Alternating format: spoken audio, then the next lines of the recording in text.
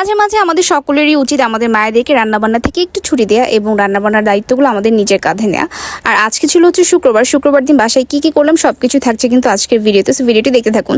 Hello everyone, আসসালামু আলাইকুম, welcome to my page. কি অবস্থা সবাই কেমন আছেন? তো আজকে যেহেতু শুক্রবার, তো ভাবলাম যে আজকে আম্মুকে একটু ছুটি দেওয়া যাক এবং সকল রান্নাবান্নার দায়িত্বগুলো আমার কাঁধে নেওয়া যাক। যেই ভাবনা সেই কাজ, চলে গেলাম একদম কোমর বেঁধে রান্নাঘরে এবং রান্নার কাজে লেগে পড়লাম। ফ্রাইডে উপলক্ষে আসলে বাসায় একটু ভালো মন্দ রান্না করার চেষ্টা করছিলাম। তো যাই হোক, দেখতেই পাচ্ছেন যে আমি প্রথমে চিকেনগুলোকে ভেজে নিয়েছি। আজকে এটাকে দিয়ে আমি একটা ঝাল রোস্ট টাইপের একটা রান্না করব।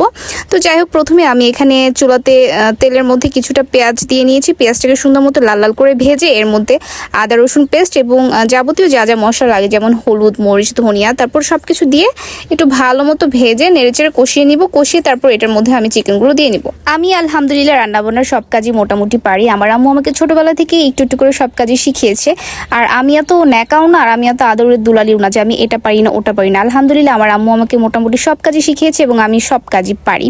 তো যাই হোক, আপনাদের সাথে কথা বলতে বলতে কিন্তু এই যে আমার রান্না অলমোস্ট হয়ে গেছে। একদম ঝাল টাইপের একটা চিকেন রোস্টের মতো করেছিলাম।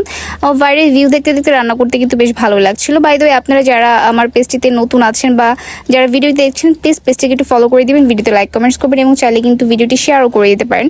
তো চিকেনের সাথে আর কি রান্না করা যায় একটু চিন্তা করছিলাম, তো ভাবলাম যে একটু বেগুন ভাজা করা যাক। বাসায় আসলে গোল বেগুন ছিল না, তাই লম্বা বেগুনগুলোকে একটু লম্বা করে পেঁয়াজ দিয়ে ভাজা করলাম এবং সাথে একটু পোলাও রান্না করছিলাম। তো আজকে অনেকদিন পর রান্না করছিলাম, আমার বেশ ভালো লাগছিল। আর আমার রান্না আসলে এরকম, আমার রান্না কখনো আলহামদুলিল্লাহ খারাপ হয় না। আমি যবে থেকে রান্না করেছি কখনো আমার রান্নাতে লবণও বেশি হয় না, হলুদও বেশি হয় না। আলহামদুলিল্লাহ সবকিছু মোটামুটি পারফেক্টই হয়। আর আমি আমার রান্না নিয়ে একটু মানে কনফিডেন্ট থাকতে পারি। তো যাই হোক, এই যে দেখেন আমার রান্না কিন্তু মোটামুটি হয়ে গিয়েছে। পোলাও করলাম, রোস্ট করলাম এবং বেগুন ভাজা করলাম। আর সাথে থাকবে হচ্ছে একদম সালাদ না হলে তো আসলে খাওয়ার মজাটাই জমে না। তো এখানে আমি শসা কেটে নিয়েছিলাম, পেঁয়াজ, কাঁচামরিচ, ধনিয়া পাতা আর সাথে হচ্ছে সরিষার তেল। এই সবগুলোকে দিয়ে একদম মেখে সুন্দর একটা ঝাল সালাদ করে নিলাম। তো রান্না বান্না করা শেষ, এখন ফ্রেশ হয়ে একটু খাওয়া দাওয়া করার পালা। তো আমি এই তো শাওয়ার টাওয়ার নিয়ে চলে আসছি খাওয়া দাওয়া করতে। প্লেটে নিয়ে নিলাম বেগুন ভাজা, রোস্ট আর হচ্ছে সালাদ। এখন আমি খাবো, খেয়ে আপনাদেরকে রিভিউ দেবো যে আমার রান্না কেমন হয়েছে। আমি জানি আলহামদুলিল্লাহ রান্না মোটামুটি ভালোই হয়েছে, খুব ভালো না হলেও খাওয়ার যোগ্য হয়েছে।